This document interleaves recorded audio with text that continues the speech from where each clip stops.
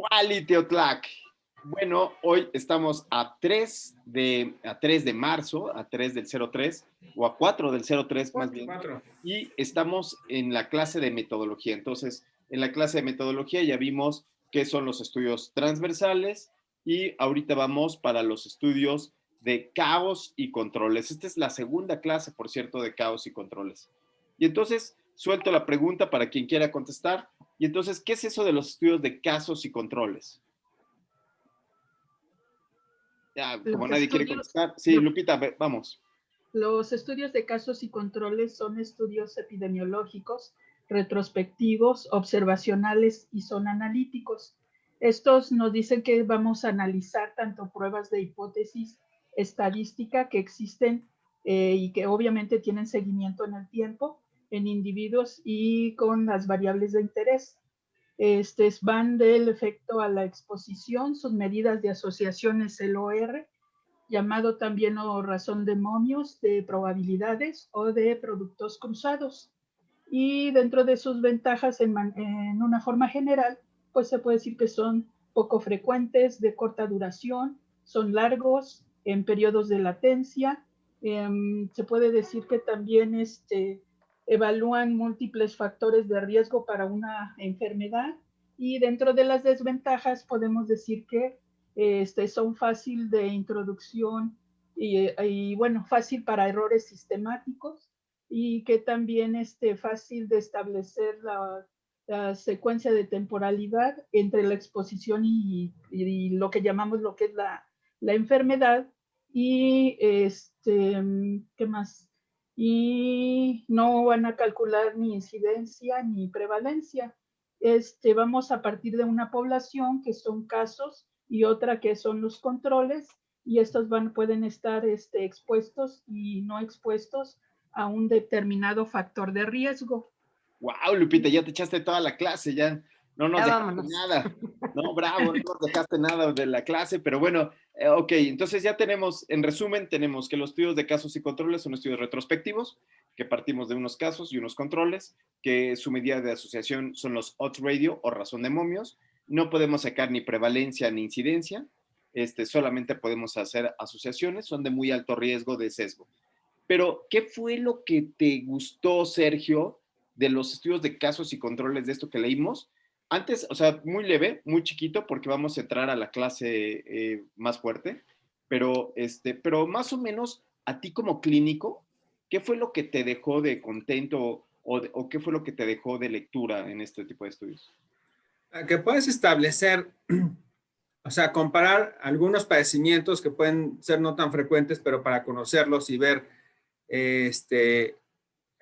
a partir de un mismo punto en el que hay una maniobra o algo que los va a afectar y en ese momento cuál es la diferencia que tiene cada uno de los grupos y qué es lo que realmente los hace diferentes o no. Creo que eso es para hacer diferencias claras y tener idea de algunos padecimientos, de cómo se dieron, en qué momento se dieron y cuál es la diferencia con ese grupo del que partieron que eran iguales.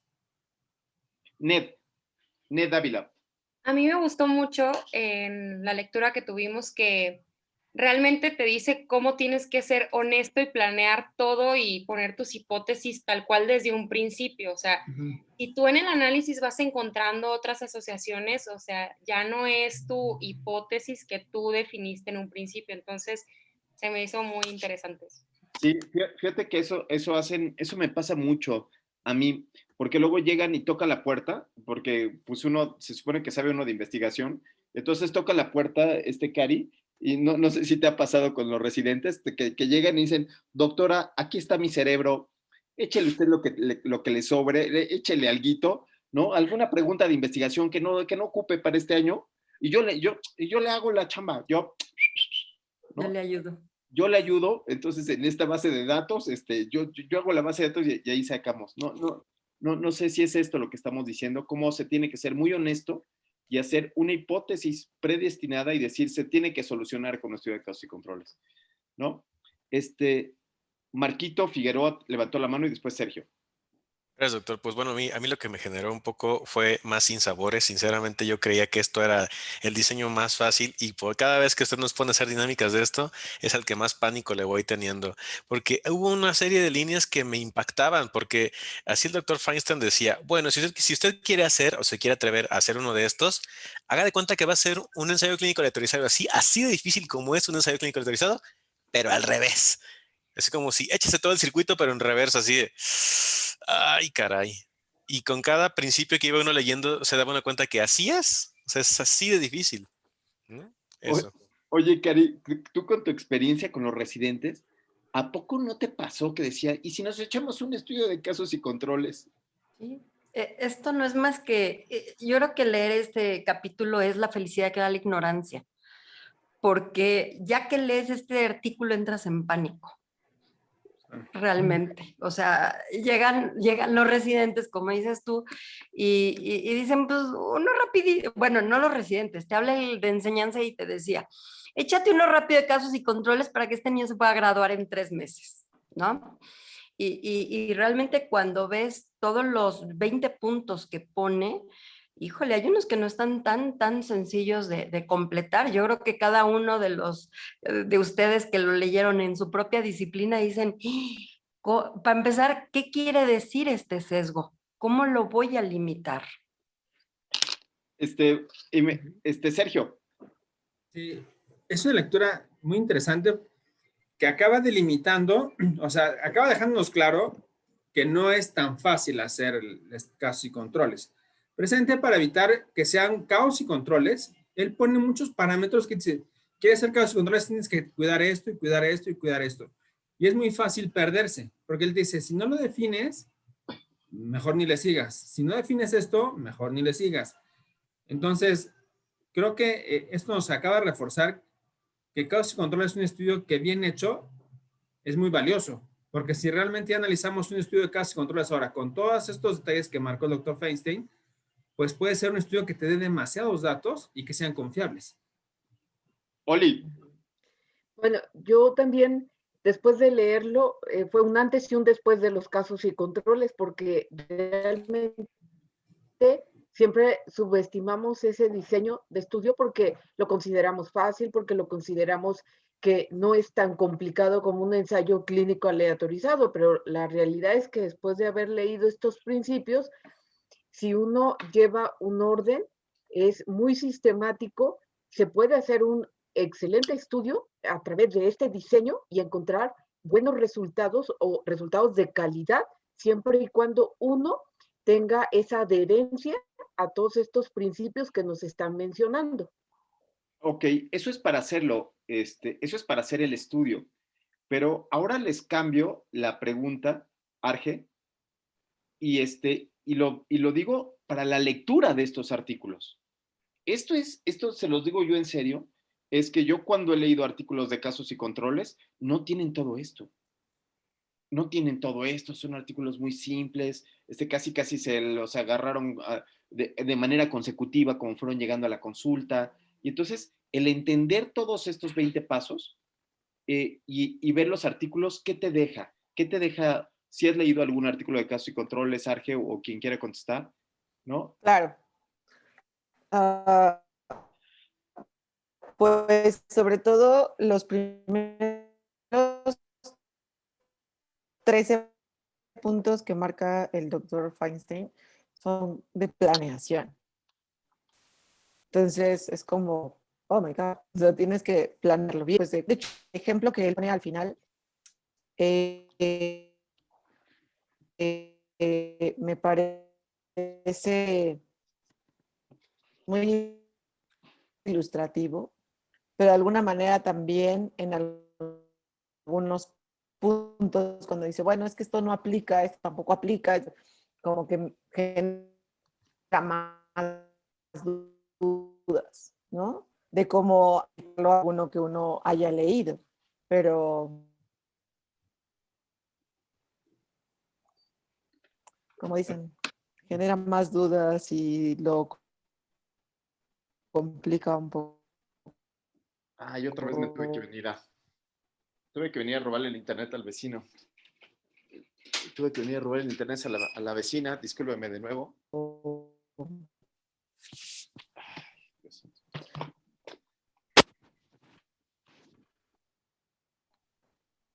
Perdón, creo que aquí se oye mejor. Bueno, entonces... Más.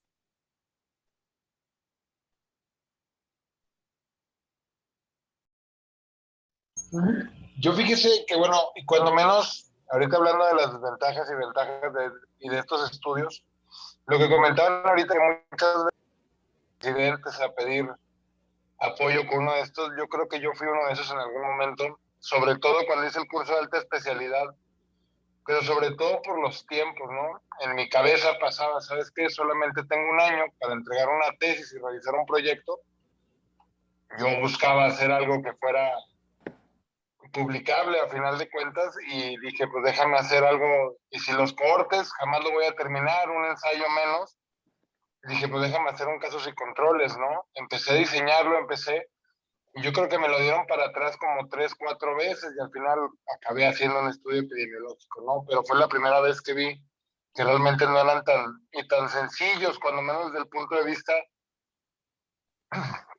analítico y la manera de hacerlos, pero creo que tienen esa ventaja, que en mi caso era la que quería aprovechar, en el que puedes terminar, porque como tú defines tu periodo de tiempo y solamente vas a ocupar esa parte para analizarlo, lo que venían aquí ahora en la lectura que veíamos es que este tipo de estudios, al final de cuentas, surgieron como una estrategia, ¿no?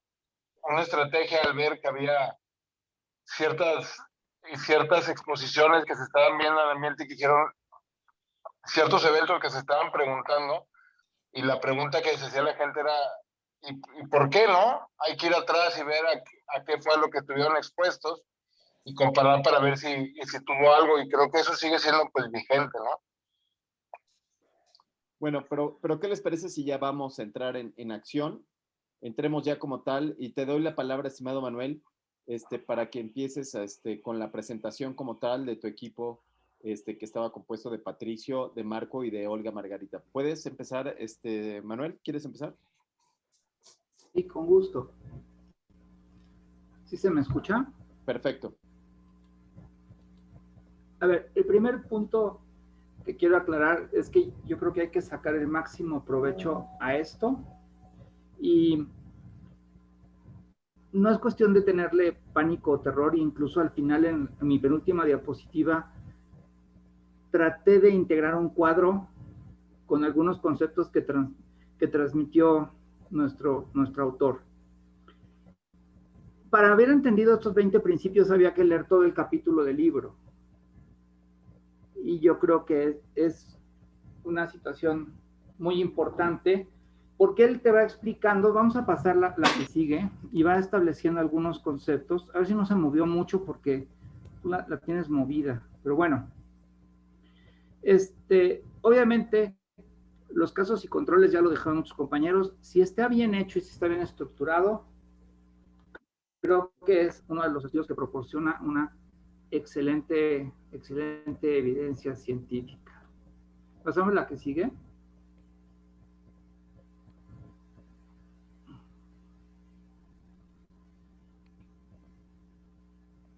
Ya Lupita habló de las características iniciales, pero bueno, tienen un muy buen desempeño. Eventualmente se sienten que son muy simples, y a veces constituyen, o en el mejor de los casos constituyen, un reemplazo muy conveniente de los estudios experimentales o los estudios de corte, en función al empeño que le pueda poner el investigador. Uy, se me fue.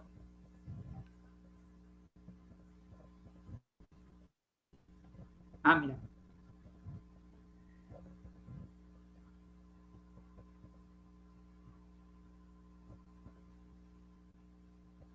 Sí, sí es esa la presentación, ¿verdad?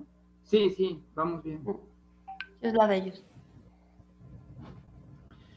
Ahora, como vamos a ver, explica aquí que es una de los diseños más factibles para realizar la investigación, dependiendo a ciertos problemas, como vamos a ver que se suceden en otros muchos de los estudios. La que sigue. Y bueno, en estos casos existen ciertas dificultades, como es el reclutamiento de los individuos. el seguimiento, que es fundamental. Ya en algunos estudios que nos has hecho revisar, hay mucha dificultad en los seguimientos por parte de los investigadores. Identificar a los individuos en relación al desenlace, y que no se presente en un principio, sino que todos tienen que empezar desde cero, e incluso habla sobre los detalles éticos en cuanto a lo que es la aleatorización correspondiente. Ahora aquí yo quisiera también apelar un poco a favor de los estudios de casos y controles. Entonces, aquí al abogar un poquito, o sea, siendo un abogado del diablo, en donde uno dice, bueno, ¿por qué sí podrían ser buenos? Es que cuando estamos haciendo un ensayo clínico, siempre hay una parte del corazón del investigador que quisiera no darle placebo a los pacientes, ¿no? Y cuando estamos haciendo una cohorte prolectiva, siempre hay una parte del investigador que va a querer modificar el evento.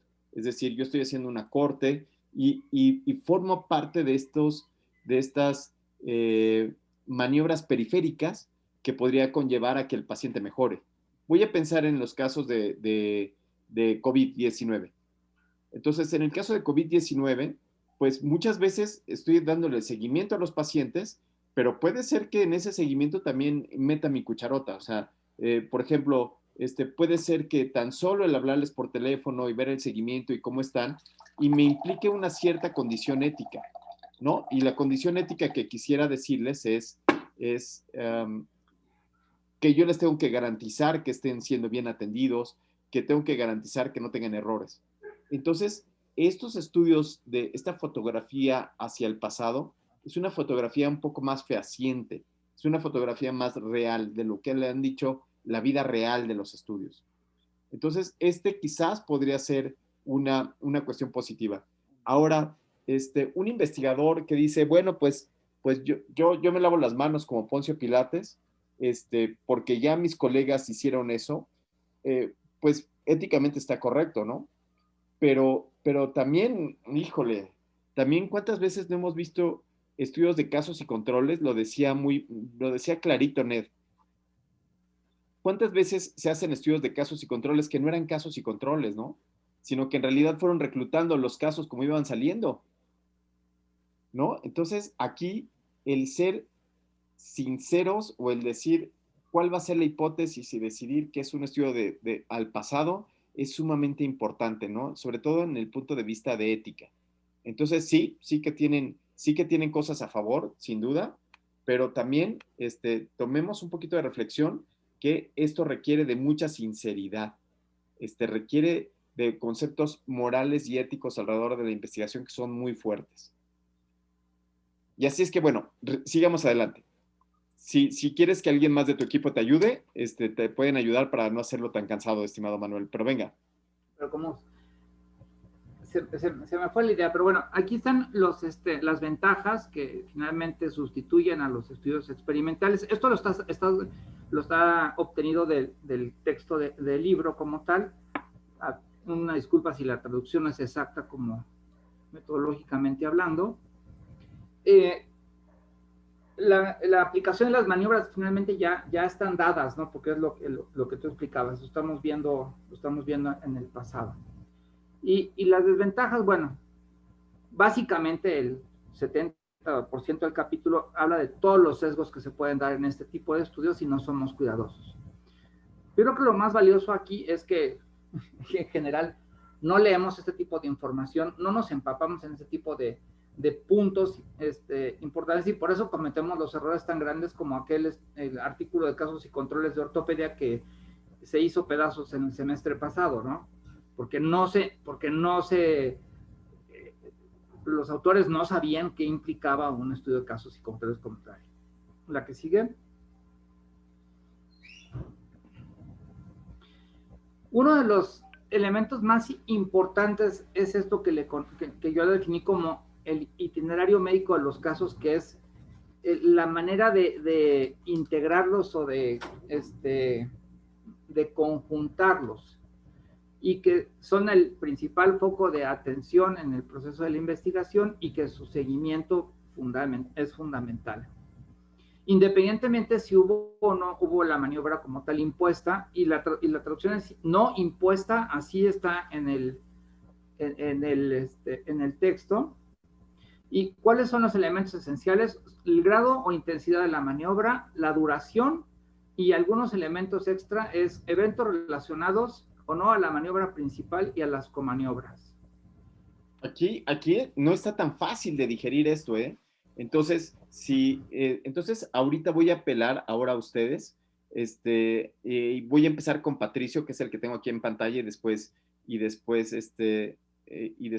a Arge, que es la que me sigue aquí en la pantalla.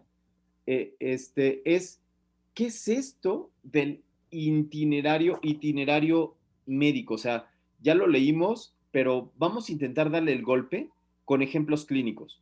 Entonces, si quieres, primero Patricio y después Olivia. Necesitamos los ejemplos clínicos, necesitamos aterrizar esto que estamos leyendo con ejemplos clínicos. Con ejemplos clínicos. Por ejemplo, en la parte de itinerario médico, lo que estaba explicando Manuel, habla sobre cómo a lo largo de un estudio de casos sin controles, el médico puede enfocarse prácticamente la mayor parte de su tiempo y análisis en los casos, dejando la parte de los controles a un lado solamente como herramienta de comparación.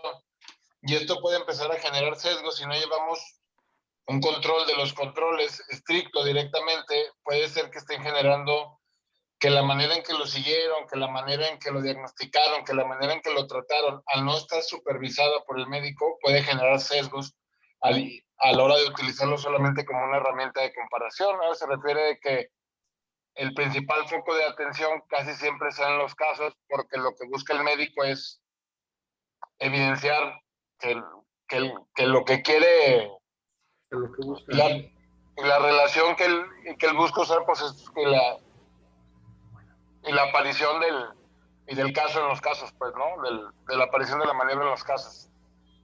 Oye, ok, no vi mucho la clínica, no vi mucho el caso clínico. Patricio, Oli, caso clínico como tal. Perdón, Marco Figueroa levantó la mano antes que tú. Caso clínico, vamos a hacerlo a la clínica, vamos a aterrizarlo a la clínica. Ya vimos el concepto, ahora vamos a intentar aterrizarlo a la clínica. Bueno, no quiero quitar mucho tiempo y quiero tratar de integrarlo bien. Para mí una palabra itinerario, por ejemplo, cuando viajo, es exactamente lo que voy a hacer, desde dónde voy a partir y punto por punto lo que voy a hacer. Entonces voy a imaginarme algún desenlace en otorrino de algo muy común, que es el empleo de esteroides nasales inhalados. Entonces, yo quisiera hacer un estudio de casos y controles sobre perforación septal relacionada al uso de esteroides, pero puede tomar bastante tiempo para que ocurran. Entonces, una cohorte no me serviría. Entonces, puedo yo tomar pacientes, o sea, puedo empezar a integrar ¿cómo empezó este asunto?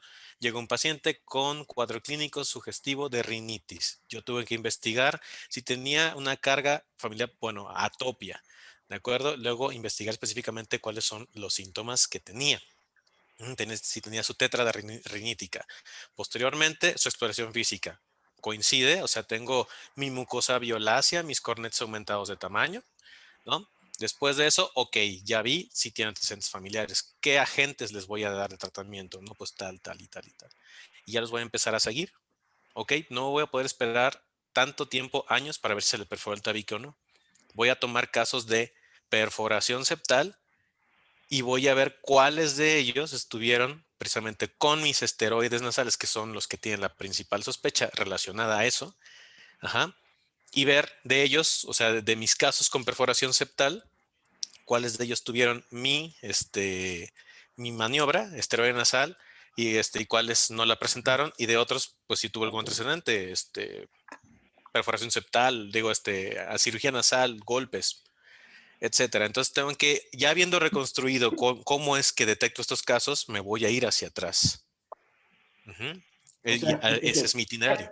Una pregunta, ¿hay otra causa de perforación del tabique? Porque ahí probablemente caerías en un sesgo protopático. ¿Cómo sé que no fue traumático, por ejemplo, y no tuvo que ver con el esteroide? Efectivamente, o sea, es que de eso sí tendría que checar traumatismos nasales, tendría que checar cirugías nasales previas, que son las otras dos causas más frecuentes relacionadas a perforación septal. Ok, entonces el punto básico aquí, que no sé cómo lo podemos replantear, estimado Manuel, es que el itinerario, y nos lo dijo muy claro, es decir exactamente cuál es la historia natural de la enfermedad, y esa misma historia natural de la enfermedad la tienen que llevar tanto los casos como los controles, de la misma forma. Entonces, el planteamiento del itinerario es quizás uno de los retos científicos más importantes en este tipo de ¿cuál es? ¿Desde dónde empezó? Por ejemplo, para los neonatólogos es terrible porque tendría que haber empezado incluso tiempo antes. ¿O qué fue lo que pasó durante el embarazo? ¿Qué fue lo que está condicionando que el niño tenga estas características? ¿No? Justo como lo decías, desde el punto de vista de los otorrinos o incluso desde el punto de vista hasta los ginecólogos podrían entrarle aquí, ¿no? Entonces, itinerario quiere decir que tenemos que tener muy claros cuáles son los puntos. Pero mencionabas esto del sesgo de protopático. ¿Nos podrías explicar un poco más qué leíste de eso del sesgo protopático, estimada Karinita? No, me llamó mucho la atención el término y hasta costaba un poco de trabajo entender en qué es el principio de una enfermedad y cuál no. Ellos en el ejemplo que ponen de la malformación cardíaca, ellos lo toman, por ejemplo, a partir de que nace el bebé, pero sabiendo que ahorita se puede diagnosticar desde etapas prenatales, te entra mucho la duda en qué momento es el principio de algo, ¿correcto? Entonces, a veces sí puedes caer en esa parte de definir esa línea del tiempo, de decir, aquí es el inicio o aquí es el inicio, correr o no esa línea. Y eso en muchas enfermedades, o sea, en muchas enfermedades, desde las infecciosas, es un tema enorme, ¿no? O sea, regresemos otra vez a los neonatos. Entonces, en los neonatos, cuando decimos tienes sepsis temprana, que son en los primeros días, dices, ¿dónde empezó? ¿Dónde se contaminó? ¿No? Yo pondría una más difícil, diabético. O sea, ¿en qué momento el paciente empezó a ser diabético? ¿En el momento en que yo lo diagnostico? ¿En el momento que él se siente mal? ¿O cuál es el momento para mi investigación? Manuel, ¿qué te parece la osteoporosis? ¿Cuál es el momento del inicio de la osteoporosis? Así es. Rinitis alérgica, asma. Me agarraste en curva, me quedé pensando en la displasia del desarrollo de la cadera. Sí. Porque en realidad, pues, las teorías hablan de que el problema está en útero, ¿no? Entonces, es por la posición, es por genéticamente hablando. Entonces, me quedé pensando en ese ejemplo, pues, perdón. Qué bueno, y qué bueno que todos estén pensando, cada vez que leemos la diapositiva, los demás estén pensando en ejemplos clínicos, ¿no? Seguimos, si quieres, Patricio, esta es toda tuya, retos científicos de las investigaciones de casos y controles. En esta diapositiva hablamos ahora sobre el itinerario médico para los controles. Constituyen los individuos que van a recibir la maniobra comparativa. Pueden recibirla o no recibirla, se mantienen en seguimiento y los datos relacionados con la presencia o no del evento de desenlace son registrados en un formato accesible. Ok, ejemplos. Ejemplo como tal. Ejemplo de lo bueno y lo malo de esto. O sea, lo que aquí está diciendo... Ay, Dios, perdonen. Perdón. Aquí lo que está diciendo es que esto es un ensayo clínico. ¿Ya vieron? O sea, que es tal cual un ensayo clínico, pero con muchos asegúnes. Entonces, lo podríamos dibujar con nuestro diseño arquitectónico, así, y en donde la maniobra quedaría muy sencilla, pero cuando lo hacemos casos y controles, el rollo dice, pueden recibir o no recibir la maniobra. Entonces, nos queda así. Tengo yo estos casos y los comparo con estos controles y tengo que cambiar completamente. Tengo que cambiar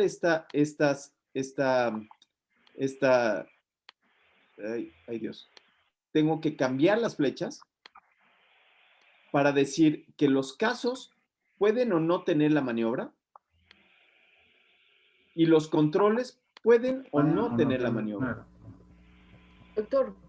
Sí, Oli. por ejemplo, un ejemplo que ahorita me viene a la mente, que por cuestiones éticas es difícil hacerlo prospectivo, es el evaluar, por ejemplo, metformina en mujeres embarazadas para ver si desencadenan o no preeclampsia. ¿Por qué? Porque pues, la metformina en mujeres embarazadas generalmente se les da en el grupo de diabéticas cuando tienen intolerancia a los carbohidratos o diabetes gestacional como parte de su tratamiento. Pero si yo quiero evaluar a la metformina como un fármaco que me va a prevenir preeclampsia, de manera prospectiva me encuentro con puntos éticos que no me van a permitir hacer ese estudio en esa dirección. Entonces, ¿qué tanto pudiera yo hacer un casos y controles en donde los casos serían las pacientes que tuvieron preeclampsia, los controles, los que no, y me iría a buscar quienes tomaron metformina y quienes no tomaron metformina? ¿Qué opinan los demás? ¿Qué opinan los demás de esta hipótesis que tiene Olivia? Olivia tiene una hipótesis donde la metformina versus el placebo van a condicionar que un paciente tenga Preeclampsia. preeclampsia Que prevenga preeclampsia. o que no la tenga. ¿Qué opinan ustedes? ¿Se puede solucionar con un casos y controles? Pero ¿cómo podría yo asignar una maniobra de placebo en estos casos? O sea, es como si ya supiera que se le dio a alguien placebo. O sea, es como que estoy haciendo trampa desde el inicio, no estoy siendo honesto.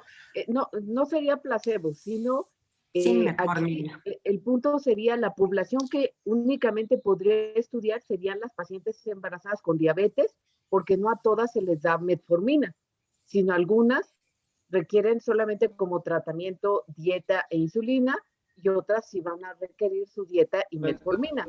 Pero yo lo quiero evaluar como preventivo de preeclampsia.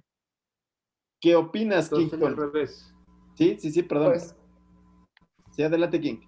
pues primero, a lo mejor, será que ya no me acuerdo de muchas cosas, pero como que primero me gustaría como la justificación fisiopatológica de por qué la metformina podría evitar la preeclampsia.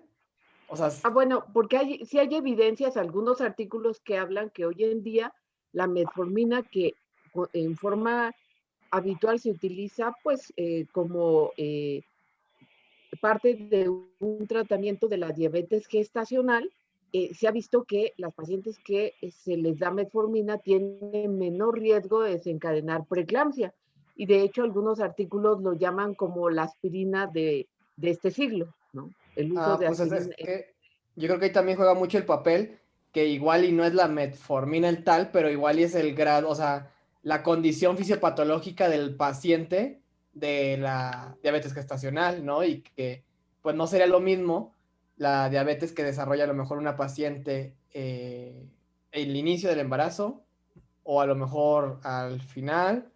O sea, como que siento que serían condiciones diferentes en las características basales de los pacientes. No, porque No, podría utilizar solamente puras pacientes diabéticas, diabéticas con factores de riesgo para diabetes gestacional, que se les puede dar metformina, porque la metformina pues es para disminuir la resistencia a la insulina. Ese es el objetivo principal que se les da a las mujeres con diabetes en el embarazo. Patricio levantó la mano y entonces estamos ante la disyuntiva si este es un estudio de casos y controles o la verdad es que no es un estudio de casos y controles, sino que se quiere aprovechar de esa circunstancia para poderlo denominar. Patricio, ¿es un estudio de casos? No, es tu duda, no quiero hacerlo. No, generalmente, digo ahorita porque había la duda al inicio, porque puso la palabra placebo también. La palabra placebo, o sea, placebo se usa exclusivamente en los ensayos clínicos, ¿no? Porque es cuando tú manejas la maniobra. Y por otra parte aquí digo, y sí creo que se pudiera hacer un estudio de casos y controles con estas características. El problema sería es que generalmente, digo, tal vez no es mi área, pero generalmente a los pacientes que les das insulina y que les da otro tipo de manejo es porque su grado de diabetes y la dificultad en su control es mucho mayor. Casi siempre la metformina o cuando menos en adultos sanos, no sé si en embarazadas, es la primera línea para evitar lo que dijo ahorita la doctora de la resistencia, pero generalmente si valoramos diferentes grados de la enfermedad intentando utilizar la misma maniobra, ahí podría presentarnos el sesgo, ¿no? Arge. Bueno, pues sí creo que, digamos que el resultado que ella está buscando, es decir, las pacientes con el resultado son pacientes con preeclampsia que han tomado, bueno, obviamente con diabetes, que desarrollaron preeclampsia. Y ya de ahí, pues ella verá, pues, como usted dice a veces, como las que toman metformina y las que no toman metformina. Entonces, mis controles, estando en un hospital de obstetricia, como a veces usted menciona el sesgo, pues me voy a otro piso, ¿no? Veo las de preeclampsia que no son, que no tomaron metformina, ¿no? Que están Ok. ahí a la vuelta. Entonces, el casos y controles, yo tendría que irme a buscar a las señoras que tienen preeclampsia, que no hicieron preeclampsia y sin preeclampsia, ¿ok? Y entonces, habíamos dicho que tenemos que tener este itinerario médico, Olga. Habíamos hablado del itinerario médico.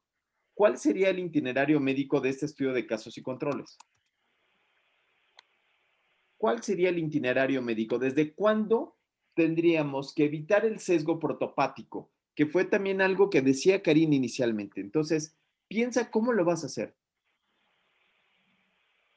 Que ahí sí está complicado porque empezando por tanto en las embarazadas diabéticas como ya en el desenlace, que es preeclampsia o no preeclampsia, habría que revisar las comorbilidades, los factores de cada sujeto, de cada paciente, si son obesas, si no son obesas, porque todo eso influye tanto en la evolución de la diabetes gestacional y su desarrollo como en la preeclampsia. Porque qué tal si la preeclampsia tiene otra causa y no, o sea... Sí, pero la pregunta aquí directa, estimado Manuel, es ¿qué onda con el itinerario? El itinerario médico, ¿cómo sería para este estudio? ¿Cuál sería el inicio? ¿Cuál sería el tiempo cero donde ella tiene que ir a reclutar?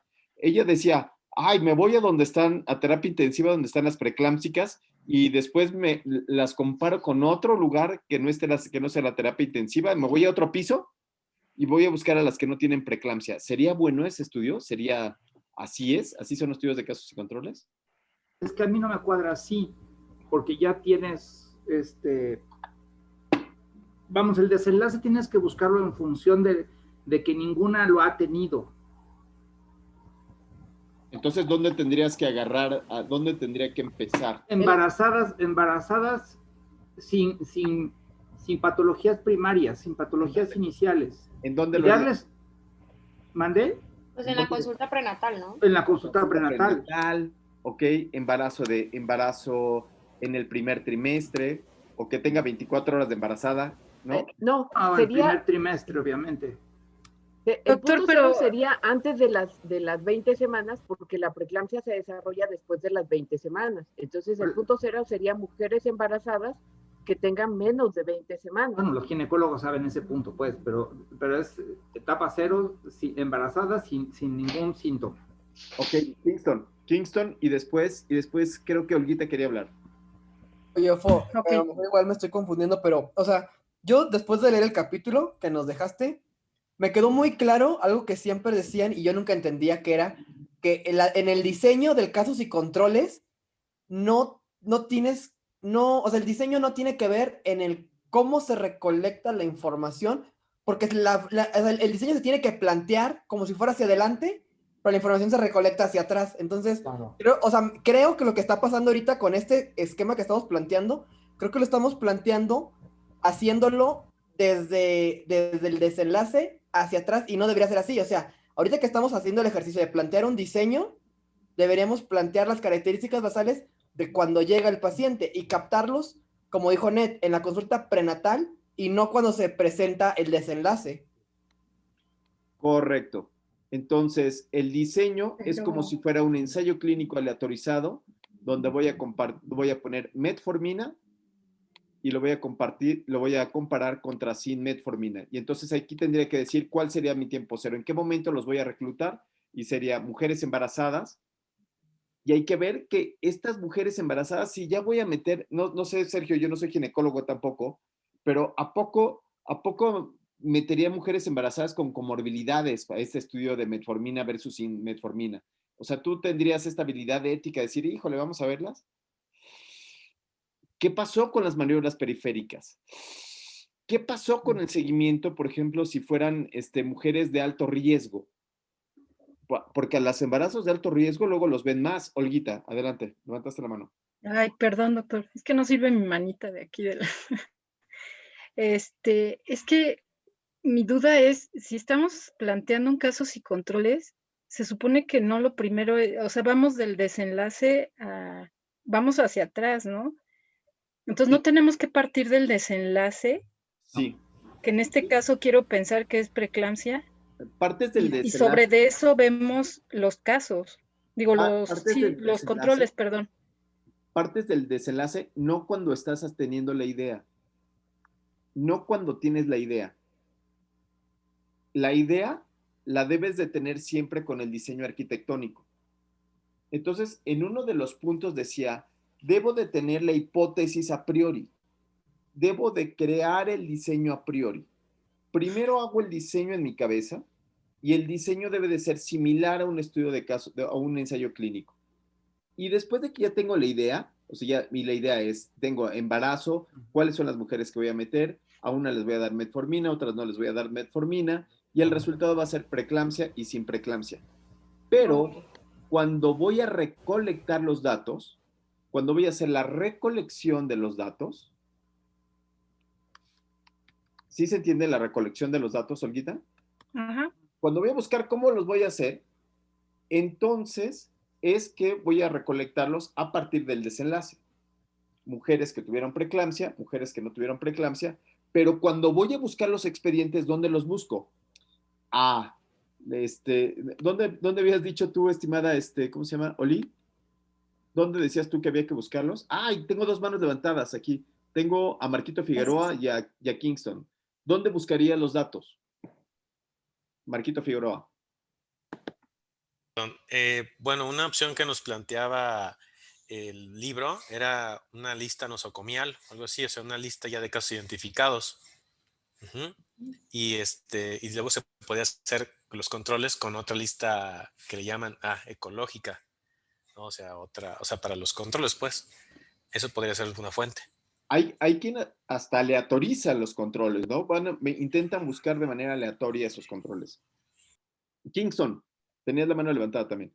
Sí, pero era de lo que dije anteriormente, fue precisamente esto, de que la idea va hacia adelante y la recolección va hacia atrás. Ok, Patricio. En el caso que puso ahorita Marco, si está identificando primero ya el desenlace de manera retrospectiva, que está diciendo, mira, estas personas están aquí, quiero ver qué fue ¿cuál sería entonces la diferencia con una cohorte retrospectiva? Pues es lo que dice Feinstein, ¿no? Lo que dice Feinstein es que prácticamente la tengo que pensar como una cohorte, como un ensayo clínico. Entonces, él le cambia el nombre de casos y controles y le pone TROCORT, ¿no? Entonces, modifica las palabras y le pone, es una corte. En realidad es una corte. Manuel y después Olivier. Bueno, además es complementar en la imagen, en la diapositiva 11 está precisamente lo que se está discutiendo. Eso lo dijo Sir Austin Bradford Hill, y me tomé la libertad de ponerlo en inglés, porque yo creo que aquí sí hay que respetar la apreciación, pero él habla de que tienes que hacer tu diseño como si fuera un estudio experimental y planearlo del principio hacia el final, independientemente de que te vayas de atrás para adelante. O sea, la idea, cuando estoy planteándome la idea, el diseño arquitectónico, las flechas siempre van hacia un lado. ¿Sí? O sea, en el diseño arquitectónico siempre voy de la causa, digo, del estado basal al efecto final. De la causa al efecto. Entonces, yo he visto, de hecho, la discusión y lo que hice y lo que paré la tarea la vez pasada, es porque en la diapositiva que hizo Olivia, ¿qué fue lo que pasó, Oli? ¿Te acuerdas de esa diapositiva que la puse en forma del desenlace a la causa y que no era así, sino iba de la idea, que era la causa, al desenlace, para poder diseñarlo. Exacto, exacto. Y Entonces, seguimos este modelo arquitectónico. El caso que nos menciona Olivia tendría que ser con las embarazadas, no menores de 20 semanas, sino las mujeres que están al principio de la gestación, porque realmente no sabemos cuál va a desarrollar preeclampsia y cuál no. Y realmente si seguimos los 20 puntos, sí tendríamos que tomar el tiempo cero de la embarazada. No sé qué opinen los demás. ¿qué opinan de ese tiempo cero? ¿Cuál sería el tiempo cero de las embarazadas? ¿Menos de 20 semanas? ¿O cuánto sería el tiempo cero? Ajá. El inicio del embarazo. Yo considero que no necesariamente del inicio. ¿Por qué menos de 20 semanas? Porque no existe preeclampsia antes de las 20 semanas. Entonces, todas las mujeres de menos de 20 semanas, ninguna va a desarrollar todavía en ese momento preeclampsia. Lo que sí creo que habría que tomar en cuenta es lo que decía Olga. Existen pacientes con factores de riesgo donde por esos factores de riesgo van a tener mayor probabilidad de desarrollar preeclampsia, y entonces en los criterios de selección de esa población tengo que tener cuidado de excluir, por ejemplo, a pacientes. Una pregunta, ¿a partir de qué edad reciben metformina? ¿Antes de las 20 semanas o a partir de las 20 semanas? Ah, ok. Bueno, la diabetes gestacional se puede diagnosticar a partir de la semana 16. Ok. Entonces, pudiera ser que recorra esa edad gestacional a las 16 semanas, porque sería un punto de partida para quienes van a recibir o no recibir. ¿Y las mamás que toman metformina antes de embarazarse no serían también un caso para ti? Porque bueno, probablemente es que, o sea, digo, no, sí, yo no estoy entendiendo. Es que hay pacientes. Yo no soy ginecóloga, pero yo sé que hay mamás que toman metformina antes del embarazo. Otras que porque empiezan. tienen ovario poliquístico y ya previo al embarazo ya usan. O que son diabéticas también. Entonces, ya corrimos 3 veces la línea cero. Por eso sería importante probablemente hasta reclutar a todas las mujeres, en este caso embarazadas, no a todas las que toman metformina, porque tu trabajo lleva 2 variables importantes, que es embarazo y metformina. No sé qué opinan. O sea, que es bien difícil quitarle todos los sesgos, ¿no? Porque, pues, no. Solo en ese ejemplo, o sea, para definir un punto cero está cañón. No, porque tú ya vas a definir muy bien tu población. Ahí sí tú puedes poner los criterios, tanto el grupo control y del grupo de los casos, y pones que todas que tomen metformina a partir, no sé, Olivia, pon de la semana 8, ¿no? Por decir algo. O empezando el embarazo, cuando la prueba es positiva. Y de ahí tú ya ves quién desarrolla preeclampsia y cuál no. Creo que no sería tan complicado. Ahí pudiera hacer como dentro de los criterios de selección, excluir a las pacientes que previo al embarazo ya tomaban metformina y solamente tomar pacientes embarazadas que partiendo del embarazo no toman metformina, desarrollan diabetes y algunas sí van a requerir metformina y otras no van a requerir metformina, y de ahí para ir viendo quiénes desencadenan preeclampsia y quiénes no, y también como criterio de exclusión sacar a todas las pacientes con comorbilidades que tienen más probabilidad de desarrollar preeclampsia, como pueden ser síndrome antifosfolípidos, hipertensión arterial crónica, que son pacientes que ya de entrada su riesgo de desarrollar preeclampsia es muy alto.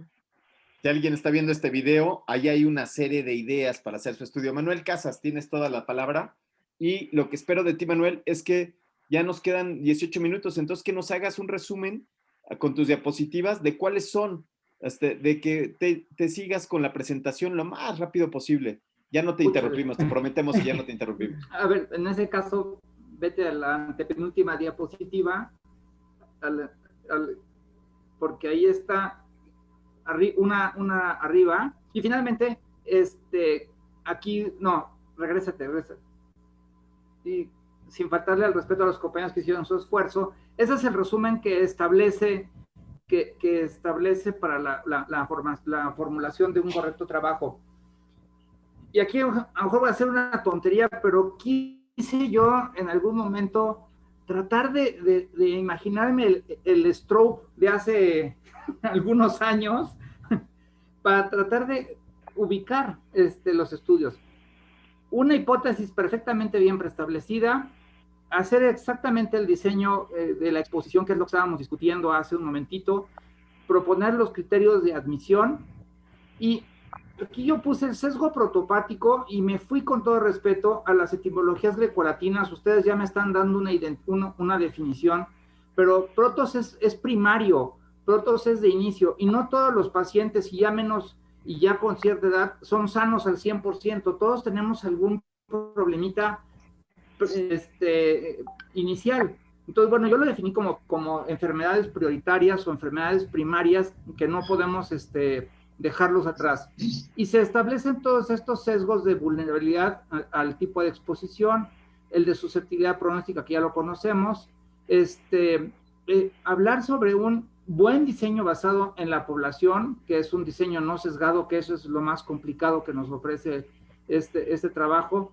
Sesgos de información tanto del grupo control y el sesgo de detección para el mismo, el sesgo de comorbilidades, seguimos la que sigue, y las manifestaciones previas, identificar perfectamente bien los casos, aguas con el sesgo de transferencia, que son estas exclusiones unilaterales, el sesgo de comprobación, historias clínicas insuficientes o recolección de datos insuficientes.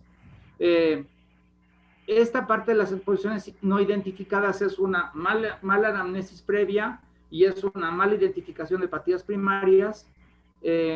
Revisión exactamente la clasificación diagnóstico. Olivia está dando su ejemplo de hipertensión de la preeclampsia. Bueno, supongo que hay ciertos criterios. Las técnicas de recolección de datos, que es lo que preguntaste, de dónde vamos a sacar la información de los expedientes clínicos, sacarla completita. A veces tenemos que los datos vienen de múltiples fuentes y finalmente el sesgo de participación, y eso está en la penúltima página del capítulo del libro, en letras pequeñitas, en donde hace un ejemplo de un artículo y lo analiza en estos términos. Y no sé por qué de repente sentí que era así como analizar este ejercicio con lo que veníamos viendo, que era el stroke. Bueno, ok, aquí qué buena onda que pusiste una cosa en náhuatl al final. Ok, bueno, entonces, espero que les haya gustado qué lástima que no podemos hacer una clase como a la antigüita tipo Pink Floyd, ¿no? En donde podemos ver uno por uno, que sería muy padre ver uno por uno, despacito, suavecito. Ni modo, aquí nosotros no tenemos ni vida ni nada, ¿no? Alguien se tiene que ir corriendo a ver a un paciente. Pero bueno, el chiste es que ustedes sigan leyendo. Para la siguiente, ahorita te voy a dar la voz, Lupita. Para la siguiente clase, lo que vamos a hacer es buscar artículos de casos y controles y trabajar de nuevo para poder echar a andar estos sesgos, para ver cómo se ven estos sesgos en una carta al editor y cómo podríamos hacer el análisis de un estudio de casos y controles. Lupita. Oye, ¿por qué no? Es que, por ejemplo, bueno, tampoco le tengan miedo, porque finalmente uno es el que decide lo que va a investigar, pero ¿por qué no la próxima clase un artículo, pero analizando los 20 puntos como analizó Feinstein el artículo de 1980, para ejercitar los sesgos? No sé qué te parece, más que una carta al editor. O sea, que mejor ejercitemos. Yo encontré este sesgo, incluso podemos poner un solo artículo y que cada quien ejercite los sesgos sin copiar, ahí sí. O cada quien consigue el artículo que quiera, para que no digan, de casos y controles, y que se ejerciten estos 20 puntos sobre el artículo que pongan. Si quieren lo hacemos en grupos de 4, para que a ver si nos puede dar tiempo de revisar mínimo 2 en la clase, independientemente de que los revisemos antes. No sé si les parece bien, para ejercitar un poquito estos sesgos. Lupita Velázquez primero y después Kingston, ¿no? Entonces aquí está esta posibilidad de decir, ahorita no pudimos entrarle a todos los sesgos, pero lo ejercitamos con un artículo. La próxima vez me parece una muy buena idea. Sí, Lupita Velázquez. Sí, a mí me parece importante retomar que los criterios de Horwitz y Feinstein en un inicio eran 9, después 12 y bueno, ya el último 20. Y como Puntos principales es la exposición y casos, la recogida a ciegas de los datos, la equivalencia anamnésica entre casos y controles, los mismos criterios de exclusión que se aplican para casos y controles, examen diagnóstico, es la similitud de vigilancia diagnóstica, las características demográficas y probabilidades de selección, igual la susceptibilidad clínica de casos y controles, el control de sesgo prototípico y bueno, tanto de las ventajas, encontré que dentro de la arquitectura de la perspectiva de Feinstein nos describe que con base a objetivos de estudio, a la asignación de la maniobra, a número de veces que el sujeto mide la misma maniobra y a la fuente que se obtienen los datos. Y de esta fuente pueden ser historia clínica, egresos hospitalarios, estadísticos de morbilidades, registros médicos de especialidades, registros de sistema de vigilancia epidemiológica, certificados de defunciones o sus equivalentes.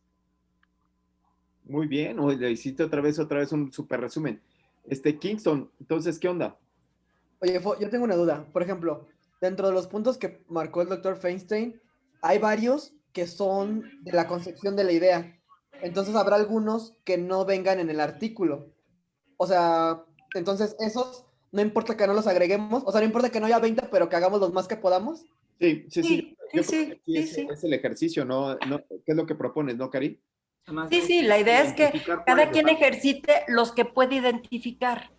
Okay. Y comentemos, oye, ¿tú por qué no encontraste estos? O mira, este es muy evidente y no lo detectaste. Creo que podría ser un buen ejercicio, porque creo que es en donde más fallamos a la hora de escribir un protocolo, son los sesgos precisamente.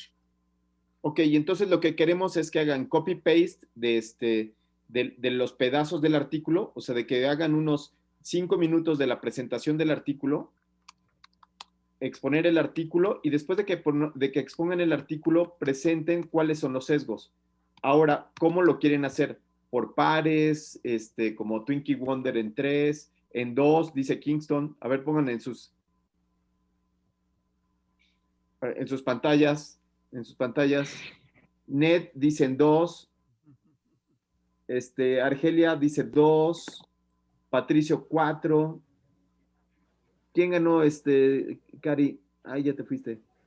2, 2, 2, 3. Ay, Armando quedó en 3, o sea, en 4. Pues entonces ganó Morena por mayoría, que sea de 2 en 2, ¿no? Entonces, los mayoritearon, ¿no? Espero que no consulten el video para ver los votos, ¿no?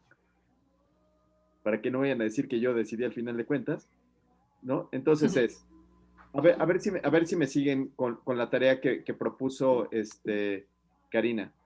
Patricio, o Lupita, ¿me ayudas a decir cuál va a ser la tarea? Sí, el analizar un artículo de casos y controles. Primero busco el artículo, ¿no? Primero lo busco y tengo que poner aquí las palabras mesh de cómo le hice para buscarlo. ¿Ok? Ok. Después, y obviamente. Encontrar los sesgos. Una pregunta pico, ¿no?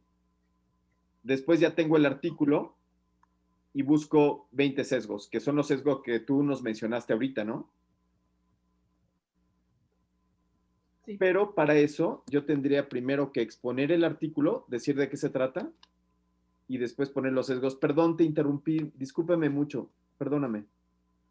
Perdóname, Lupita, ya no te interrumpo. No hay cuidado, adelante.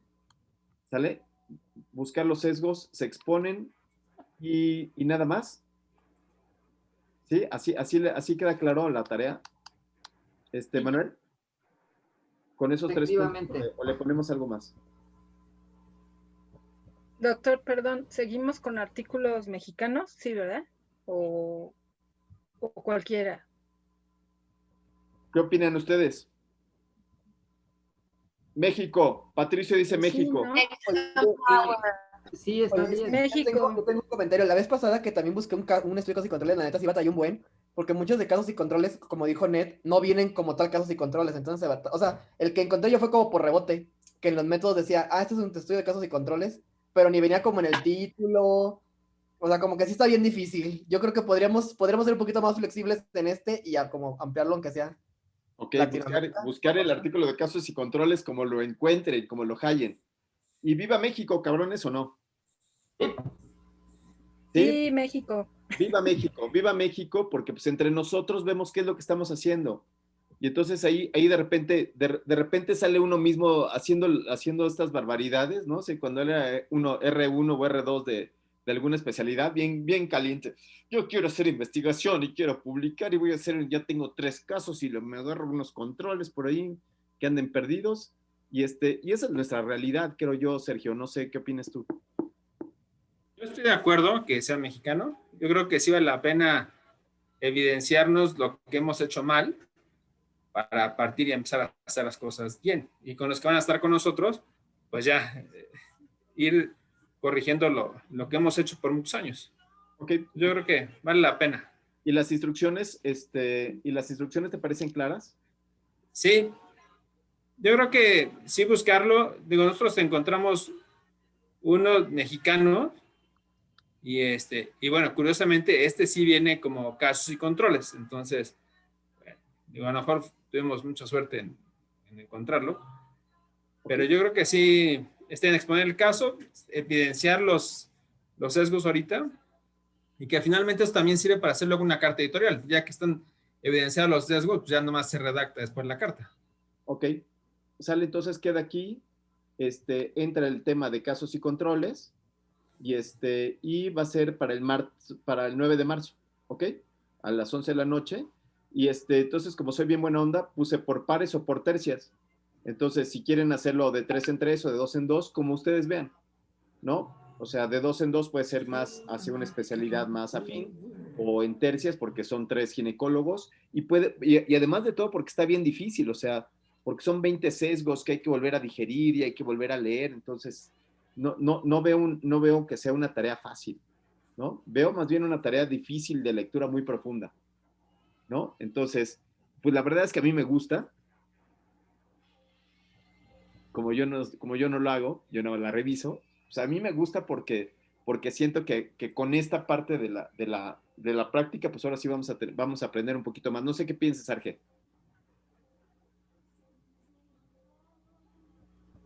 Arge ya se quedó clavada. Bueno, entonces vamos a practicar un poco leyendo artículos médicos y nos quedamos con Manuel, que nos va a dar unas palabras finales en náhuatl con su presentación.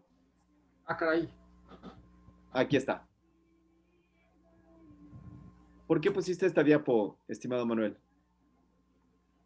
¿Por qué la puse? Porque me llaman mucho la atención las imágenes. Has hecho que me refuerce mis conceptos de historia de la medicina, siendo que me gusta, no me considero así como que el más experto, ¿sí? Pero yo creo que la estratificación de los personajes que generaban en esos momentos la gobernanza o el gobierno de las ¿cómo llamarle? De las colonias, para mí es muy interesante. Y ahí hablan de Tlatoani, del gobernante, ¿verdad? Y luego está el Temachtitiani, que es el profesor, aquí presente, y alguno que otro filósofo. Entonces, sí me inquieta y me llama la atención este tipo de conceptos, y yo creo que es bueno saber de nuestra historia pasada. Ok, nosotros somos Tizitl, que significa médico, y practicamos la Tizitl, que es la medicina, ¿no?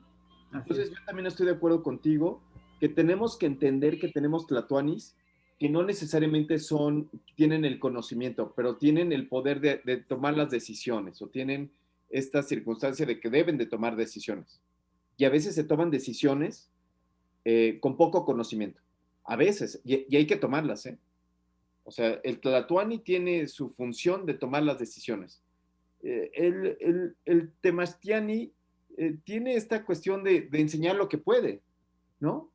Y el tlamatli tiene la posición de pensar lo que quiera, ¿no? Pero es esta función de que muchas veces hablamos mal de nuestros dirigentes, de nuestros tlatoanis, y tenemos que entender que a veces el tlatoani lo que tiene que hacer es tomar una decisión porque ese es su papel, ¿no? Entonces, también yo creo que ayuda mucho a entender cómo podemos juzgar a nuestras autoridades, ¿no? Entonces hay que hacerlo con un poquito más de calma. Me gustó mucho tu diapositiva. Y ahora sí me tengo que ir porque me voy a la clase que sigue. Así es que muchas gracias, Arge, Kingston, qué bueno que pudiste estar, ¿no? Bye bye, bye bye, bye bye, bye bye. Disfrútalo, disfrútalo. No olviden darle like y poner la campanita.